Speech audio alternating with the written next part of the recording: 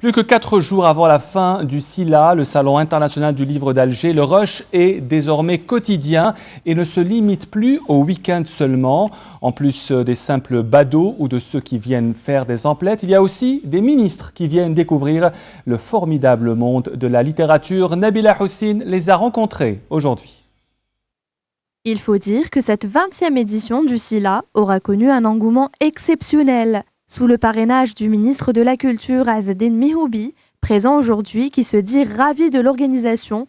Et il n'est pas le seul, puisque Hamid Green, ministre de la Communication, était lui aussi de la partie. Je suis très satisfait par cette édition. Elle est réussite totale. Plus d'1 million de visiteurs. De mon point de vue, cette année, l'organisation est meilleure que l'année dernière. L'esthétique, le design est de qualité. Et ceux qui sont dans les stands sont souvent les éditeurs. Et c'est réconfortant. Exposants, auteurs et visiteurs sont également d'accord pour dire que cette manifestation était un grand succès et qu'ils en sont extrêmement satisfaits. Cette année, je trouve que nous avons un meilleur public. Les 3 premiers jours ont été très difficiles parce que c'était pratiquement invivable. Il y avait tellement de monde et c'est tant mieux.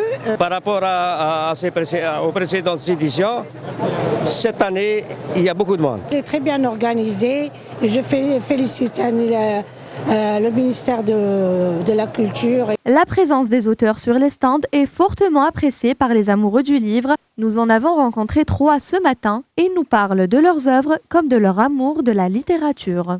Tous mes livres sont écrits à la suite d'une émotion. Et quand je suis émue, je n'ai pas de problème d'écriture. Ça vient tout seul. Mon dernier livre, c'est Tizi Ouzou à travers les âges. Mais je précise qu'il est sorti au SILA 2014, c'est-à-dire que ce n'est pas une publication récente.